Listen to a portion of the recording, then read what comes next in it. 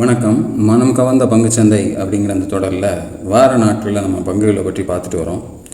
இந்த வாரம் செவ்வாய்க்கிழமை இந்த பதிவை எடுத்துக்கிட்டு இருக்கேன். இன்றைக்கி நான் எனக்காக தேர்ந்தெடுத்த சில பங்குகளை உங்களோட பகிர்வதற்கு முன்னாடி புதிதாக இணைந்துள்ள அத்தனை நல்ல உள்ளங்களுக்கும் என்னுடைய மனமார்ந்த நன்றிகள். உங்களுடைய லைக்ஸ், கமெண்ட்ஸ் மற்றும் சப்ஸ்கிரிப்ஷன் மூலிமா நீங்கள் கொடுத்துட்டு வர ஆதரவுக்கு மிக்க நன்றி. புதிய பங்குகளை பற்றி பார்க்குறதுக்கு முன்னாடி இந்த 2 நாட்கள் பங்குச்சந்தை எப்படி செயல்பட்டிருக்கு அப்படிங்கிறத முதல்ல பார்த்துட்டு அதன் பிறகு நம்ம தேர்வுகளுக்கு போகலாம். அதில் நிஃப்டி இன்றைக்கி அதனுடைய முடிவு பார்த்திங்கன்னா 23,824 முடிச்சிருக்காங்க. போன வாரம் வெள்ளிக்கிழமை ஆல்மோஸ்ட் 24,013 அந்த நெருக்கத்தில் கொண்டு போய் நிறுத்தினாங்க. நேற்று கொஞ்சம் ஏற்றம் கொடுத்தாலும் கூட, அதாவது 24,102 கொண்டு போய் நிறுத்தினாலும் கூட அந்த கேண்டில் திக்னஸ்ங்கிறது நேற்று இல்லை அப்படிங்கிறத நம்ம பார்க்கும்போதே தெரிஞ்சுது. அது ஒரு இன்னும் சொல்லப்போனால் இந்த ஏற்கனவே போன உச்சம் வியாழக்கிழமை அன்றைக்கி போன உச்சம் 24,189 போயிருந்துச்சு. அதுக்கு அடுத்தது இன்றைக்கி, அதாவது திங்கட்கிழமை அன்னைக்கு போய்கிட்டு இருந்த வேகத்தில் 24,168 வரைக்கும் தான் போச்சு. ஸோ அதை தாண்டி போயிருந்தால் இன்னும் கொஞ்சம் வேகம் எடுத்து போயிருந்துருக்கலாம். பட் கரெக்டாக அந்த 89 தாண்டாமல் நிறுத்தினாங்க. அதுவே ஒரு அறிகுறி ஆகிடுச்சு. ஸோ அந்த இடத்துல தடுக்கப்படுறதுக்கான ஒரு வாய்ப்புகள் இருக்குமோ அப்படிங்கிற ஒரு அறிகுறியை கொடுத்துருச்சு. அதற்கு ஏற்றாற் போல் இன்றைக்கி நமக்கு மார்க்கெட் பார்த்திங்க அப்படின்னா 24,071 தான் ஓப்பனே ஆச்சு. 24,135 வரைக்கும் தான் ஹை போனாங்க. அங்கேருந்து ஒரு இறக்கத்தை கொடுக்க ஆரம்பிச்சது. 23,784 வரைக்கும் லோ வந்தது. 23,824 முடிச்சிருக்காங்க. ஸோ இன்றைக்கி ஒரு நல்ல இறக்கம். இந்த இறக்கத்திற்கான முக்கிய காரண செக்டாராக நம்ம பார்க்குறது ஐடி செக்டார் தான். கிட்டத்தட்ட 2.5% மேலே இன்றைக்கி இறங்கியிருக்கு. ஸோ அதனுடைய இறக்கம் கண்டினியூ ஆகிட்டே இருக்குது. நம்ம ஏற்கனவே சனிக்கிழமையே நம்ம பார்த்தோம். 28,000 கீழே வந்துருச்சு. இன்னும் வேகமாகவே 27,000 நெருங்கி வந்துருச்சு. தொடர்ந்து அந்த செக்டாரில் ஏற்படக்கூடிய ஒரு இஷ்யூ, இப்போ நமக்கு போர் பிரச்சனைகள் ஒரு பக்கம் நமக்கு மார்க்கெட்டில் ஒரு வீக்னஸை கொடுத்துட்டு இருந்தது போக, இப்போ இதில் நமக்கு ஒரு வீக்னஸ் வந்துகிட்ருக்கு.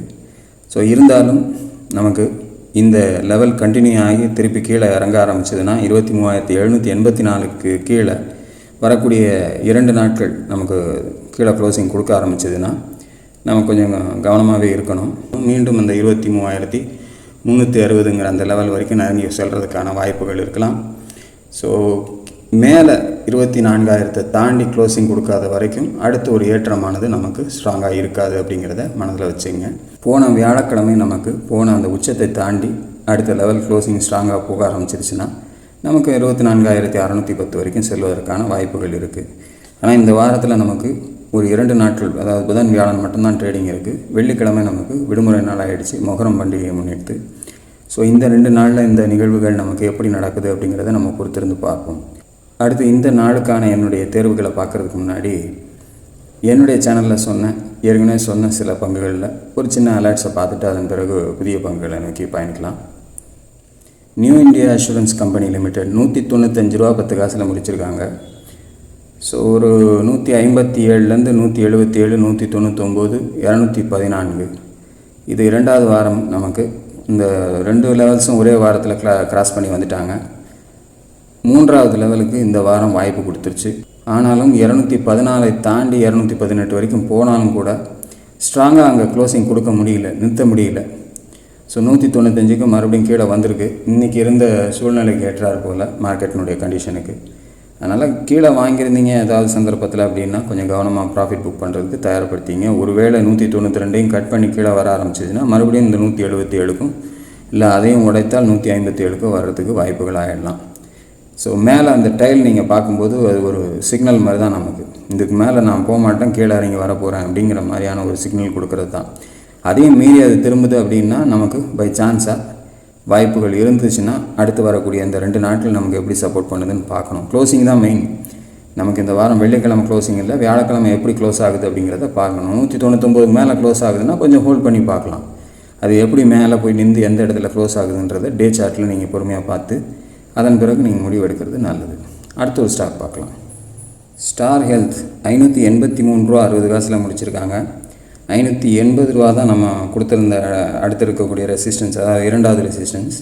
ஸோ அதை கடந்து ஒரு க்ளோசிங் இருக்குது. பட் ஆனால் நெருக்கமாக இருக்குது. அதை தாண்டி இந்த 2 நாட்களுக்கு மேலே க்ளோசிங் போச்சுன்னா அடுத்து இருக்கக்கூடிய லெவலாக நம்ம பார்க்குறது 649. வாய்ப்பு தராமல் மறுபடியும் உள்ளே வர ஆரம்பிச்சதுன்னா கவனமாக இருந்துக்குங்க. மீண்டும் 526 நோக்கி கீழே வருவதற்கான சந்தர்ப்பங்களை கொடுத்துடலாம். ஏன்னா இது உடச்சி போகிறதே பெரிய பாடப்பட்டு தான் போன வாரம் மேலே போய் க்ளோஸ் ஆகிருக்கு.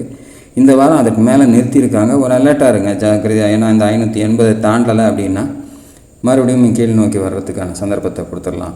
பொதுவாக இந்த இன்சூரன்ஸ் நிறுவனங்கள் பூராமே இந்த வாரம் கொஞ்சம் செயல்பாடுகள் போன வாரம் நல்லா இருந்துச்சு, இந்த வாரம் இப்படி திரும்புறதுக்கான ஒரு சந்தர்ப்பத்தை கொடுக்குற மாதிரி நிற்கிது. கவனத்தோடு பார்த்துக்குங்க. அடுத்த ஒரு ஸ்டாக் பார்க்கலாம். JSW இன்ஃப்ரா லிமிடெட் 314 ரூபாய் 95 முடிச்சிருக்காங்க. ஃபஸ்ட்டு லெவலில் போன வாரம் கிராஸ் பண்ணியிருக்கு. அதை தாண்டி இந்த வாரம் மூவ் பண்ண ஆரம்பிச்சிருக்காங்க. ஸோ செகண்ட் லெவலாக 339 361 அடுத்தடுத்து இருக்கக்கூடிய லெவலாக இருக்குது.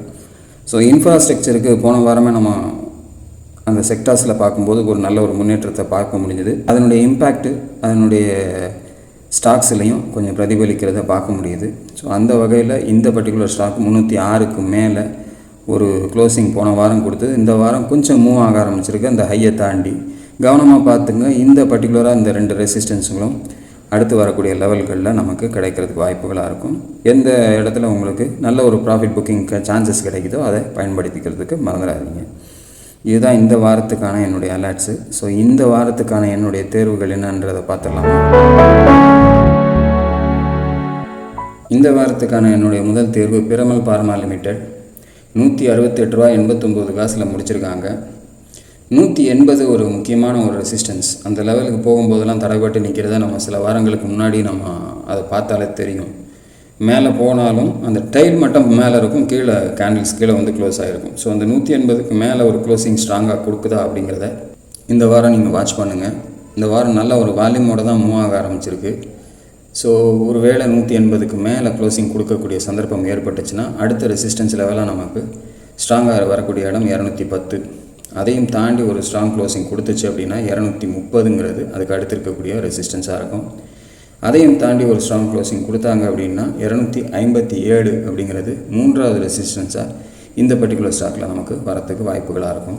அதையும் தாண்டி ஒரு ஸ்ட்ராங் க்ளோசிங் கொடுத்துச்சு அப்படின்னா 286 அப்படிங்கிறது 4வது ரெசிஸ்டன்ஸாக இந்த பர்டிகுலர் ஸ்டாக்கில் நமக்கு வரத்துக்கு வாய்ப்புகளாக இருக்கும். அப்படிங்கிறதுக்காக இதை தேர்ந்தெடுத்திருக்கேன். ஸோ இந்த 180க்கு மேலே க்ளோசிங் வரணும். கொஞ்சம் தள்ளி தான் இருக்குது, 168 வரைக்கும் வந்துடுச்சு. பட் இந்த 2 நாளில் அதை தாண்டி க்ளோசிங் கொடுத்தா அடுத்த வாரம் கூட உங்களுடைய முயற்சிகளை வைங்க. உடனே நம்ம செய்யணுன்றதுக்காக நம்ம எடுக்கலை. இப்படி இருக்கக்கூடிய சூழ்நிலைகளில் பங்குச்சந்தையில் பங்குகளே கண்ணில் தென்படலை. ஏன்னா பார்க்க போனால் எல்லாம் பர்சன்டேஜ் வைஸாக மைனஸில் தான் இருக்க வழியாக பாசிட்டிவாக இருக்கக்கூடிய ஸ்டாக்ஸுகள் ரொம்ப கம்மி. அதில் நம்ம தேர்ந்தெடுக்கிறதுல இந்த மாதிரி தான் நமக்கு எடுக்க முடிய வாய்ப்புகள் கிடச்சிது. ஸோ ஒருவேளை சந்தர்ப்பம் இந்த வாரத்தினுடைய இந்த 2 நாட்கள்லேயே கொடுத்துச்சுன்னா பயன்படுத்திக்கணுமே அப்படிங்கிறதுக்காக தான் நான் இதை எடுத்து வச்சுருக்கேன். பாருங்கள், சந்தர்ப்பம் கிடைத்தால் மட்டும் உங்களுடைய முதலீட்டை கொண்டு போங்க. நீங்களும் ஆராய்ந்து பாருங்கள். உங்களுக்கு திருப்திகரமாக இருந்தால் மட்டும் உங்களுடைய முதலீட்டை இதில் கொண்டு போங்க. அடுத்து ஒரு ஸ்டாக் பார்க்கலாம். இரண்டாவதாக நம்ம பார்க்கக்கூடிய ஸ்டாக் வந்து மீஷோ லிமிடெட் 186 ரூபா 78 முடிச்சிருக்காங்க. ஸோ இது நம்ம ஏற்கனவே கொடுத்தது. ஆனால் என்னென்னா நமக்கு அந்த 190 தாண்டி க்ளோசிங் போகும்போது 205 226 கொடுத்தோம். அந்த கேனில் பார்த்திங்கன்னா தெரியும், ஒரே வாரத்தில் வேகமாக போச்சு. பட் மறுபடியும் கொண்டு வந்து முடிச்சிருக்கிற இடமானது பார்த்திங்கன்னா ஆல்மோஸ்ட் நம்ம புறப்பட்ட இடத்துக்கு திரும்பி வந்துட்டு அது மாதிரி 200 கொண்டாந்து முடித்தாங்க. ஸோ 205க்கும் கொண்டு போய் நிறுத்தலை. அந்த 205க்கு மேலே கொண்டு போய் நிறுத்தியிருந்தாங்கன்னா கூட கொஞ்சம் திருப்பி மேலே போகிறதுக்கான சந்தர்ப்பங்கள் கிடச்சிருக்கும். ஆனால் அப்படி வாய்ப்புகள் தரல. அடுத்து வரக்கூடிய நாட்களுடைய க்ளோசிங்ஸ் எல்லாம் பார்த்திங்கன்னா அந்த 200 தாண்டியே இல்லை ஒரு 3 வாரங்கள்.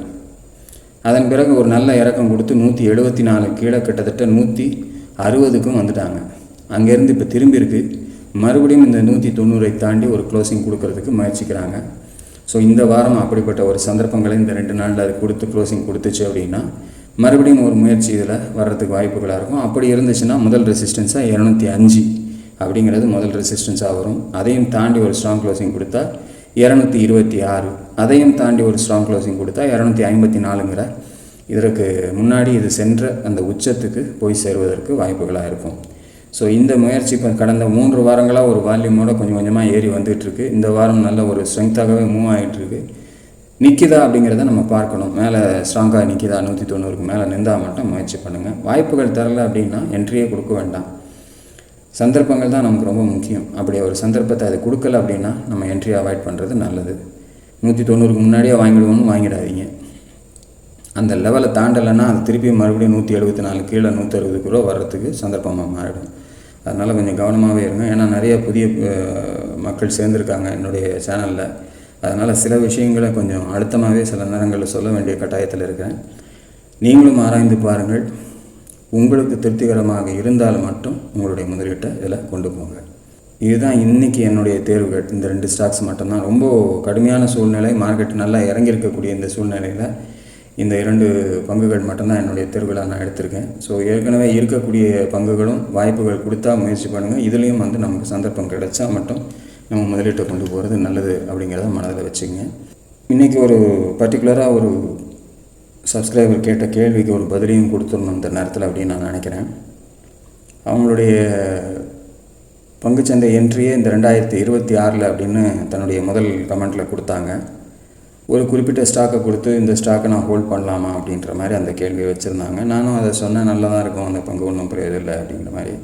வேறு ஒன்றும் இல்லை, அசோக் லைலாண்டை தான் கேட்டிருந்தாங்க.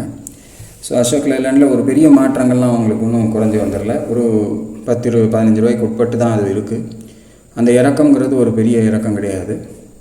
பொதுவாக பர்சன்டேஜ் வைஸாக ஒரு நல்ல இறக்கம் அப்படிங்கிறது நமக்கு ஒரு 20% இறங்குச்சுன்னா கூட நம்ம நல்ல விலை இறக்கம் வந்திருக்கு அப்படிங்கிற மாதிரி நம்ம நினைக்கலாம்.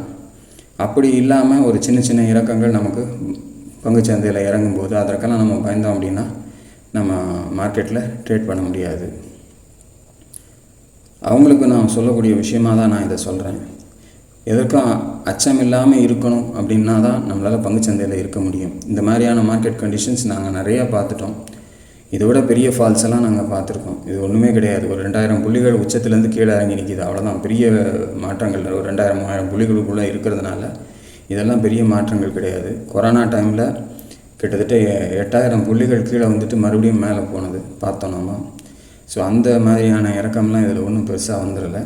ஸோ அதே சமயத்தில் இன்னொரு கேள்வியும் வைத்திருந்தாங்க, ஆவரேஜ் பண்ணலாமா? நான் சில போர்ட்ஃபோலியோ என்னுடைய ஸ்டாக்ஸ் இருக்குது, நான் அதெல்லாம் ஆவரேஜ் பண்ணலாமா அப்படின்னா எல்லா பங்குகளையும் நம்ம ஆமாம் பண்ணுங்க அப்படின்னு நம்ம சொல்ல முடியாது. ஒரு சில குறிப்பிட்ட பங்குகள் திரும்பக்கூடிய சந்தர்ப்பங்களில் இருந்துச்சு அப்படின்னா நம்ம பண்ணலாம். அந்த ஆவரேஜை எப்படி பண்ணலாம் அப்படின்னா ஒரு பர்சன்டேஜ் வைஸாக ஒரு 10%, 20% குறைஞ்சிச்சு அப்படின்னா அது எங்கே நிற்குதுன்றதை நம்ம பார்க்கணும். அந்த பர்சன்டேஜ் மட்டும் இல்லை, ஒரு நல்ல சப்போர்ட் ஏரியாவில் நிற்கிது அப்படின்னா நம்ம அந்த சப்போர்ட் ஏரியாஸில் அதை கரெக்டாக திரும்புகிற இடத்துல நம்ம மறுபடியும் அதை ஆவரேஜ் பண்ணுறது சரியாக இருக்கும். ஆவரேஜ் பண்ணுறதா இருந்தாலும் நிறைய பேர் ஒரு பண்ணுற தப்பு என்னென்னா மேலே 100 வாங்கிடுவாங்க, கீழே 50 வாங்கிடுவாங்க. அந்த மாதிரி செய்யக்கூடாது. மேலே நீங்கள் 50 வாங்கிட்டு கீழே 100 வாங்கலாம். அப்போ உங்களுக்கு ஆவரேஜ் மேலேருந்து கீழே குறைஞ்சி வரும். ஸோ அந்த மாதிரி எதுவும் செய்யாமல் ஈக்குவலாக கூட நீங்கள் பண்ணி வச்சுக்கிறது நல்லது. அதாவது மேலே 100 வாங்கியிருக்கீங்கன்னா கீழேயும் 100 வாங்குறதுக்கு தயார்படுத்திக்கலாம். அதற்கும் சரியான சந்தர்ப்பங்கள் கிடைத்து அந்த பங்கு திரும்பும் மேலே அப்படிங்கிற ஒரு பக்கம் வரும்போது நம்ம செய்யலாம். இப்போ உதாரணத்துக்கு சொன்னோம் அப்படின்னா இந்த மீஷோ பங்கு வச்சுருக்கிறாங்க யாராவது அப்படின்னா 226க்கும் போய் நான் புக் பண்ணலை அப்படின்னா 160க்கு வரும்போது அந்த இடத்துல சப்போர்ட் எடுத்து திரும்புது அப்படின்னும்போது அந்த இடத்துல வாங்குறதுக்கு முயற்சி பண்ணலாம். ஏன் முயற்சி பண்ணலாம் அப்படின்னு பார்த்தீங்கன்னா, இப்போ இந்த 160ல் நான் அந்த லைனை வரைஞ்சிருக்கேன் பாருங்கள். அந்த இடத்துல எத்தனை முறை தடுக்கப்பட்டிருக்கு பாருங்கள் மேலேருந்து வரும்போது. அதன் பிறகு கீழேருந்து மேலே போகும்போதும் அதனுடைய தடைகளானது 160ல் தடுக்கப்பட்டிருக்கு. அதன் பிறகு அதை தாண்டி செல்லும்போது அந்த கீழே 160ங்கிறது ஒரு நல்ல பேஸ் சப்போர்ட்டாக இருந்திருக்கு. இப்போவும் அந்த 160 ஒரு நல்ல சப்போர்ட்டாக இருந்திருக்கு. பட் நாங்கள் அதை முதல்ல போடும்போது இந்த சப்போர்ட் ஏரியா நமக்கு முக்கியத்துவம் கொடுக்குற மாதிரி இல்லை. அதிலையும் தாண்டி 126 வரைக்கும் வந்துட்டு திரும்ப ஸோ அதை பேஸ் பண்ணி நம்ம கொடுத்தோம். இப்போது உங்களுக்கு புரியணுமே எப்படி நீங்கள் உங்களுடைய ஸ்டாக்ஸுகளுக்கு சப்போர்ட் ஏரியாஸை எடுக்கலாம் அப்படிங்கிறத காட்டணுமே அப்படிங்கிறதுக்காக இதை நான் காமிச்சிருக்கேன். அவங்களுக்கு மட்டும் இல்லை, நிறையா பேருக்குமே இது உதவும். அதே மாதிரி ரெசிஸ்டன்ஸ் லெவலை நம்மளே நம்ம கால்குலேட் பண்ணலாம். இப்போ 190ன்னு பார்த்தீங்கன்னா அதற்கு பக்கத்தில் பார்த்தீங்கன்னா ஒரு 4 வாரங்கள் அதை தாண்டி ஸ்ட்ராங்காக போகாமல் நின்றதை நம்ம முதல்லே சொன்னோம். அதையும் தாண்டும் போது 205 தாண்டும் போது 226. அதுவும் அந்த நீங்கள் கேண்டில்ஸை பார்த்தீங்கன்னா தெரியும், அந்த இடத்துல வரும்போது தடைப்பட்டு நின்றுருக்கு அப்படிங்கிறது. அதை தாண்டி கடைசி உச்சமாக போனால் 254. ஒருவேளை இந்த 254ஐயும் தாண்டி சென்றுச்சு அப்படின்னா நமக்கு இன்னும் வேகம் எடுத்து மேலே செல்வதற்கு வாய்ப்புகள் அதிகமாகும். அப்போ நம்ம அதுக்கு ஒரு புது லெவல்ஸ்களை நம்ம க்ரியேட் பண்ணிக்கலாம். அதற்கு நிறைய வழிகள் இருக்குது. பிவட் பாயிண்ட்ஸு, ஃபிபனாச்சி, இந்த மாதிரியான விஷயங்களை உபயோகப்படுத்தி கூட நம்ம மேலே வரக்கூடிய லெவல்ஸுகளை நம்ம எடுத்துக்கலாம். ஸோ இதுதான் இன்றைக்கான என்னுடைய தேர்வுகள். தொடர்ந்து வரக்கூடிய சனிக்கிழமை பங்குச்சந்தை நிலவரத்தோடு நான் உங்களோடு இணைகிறேன். அதுவரையில் நன்றி, வணக்கம்.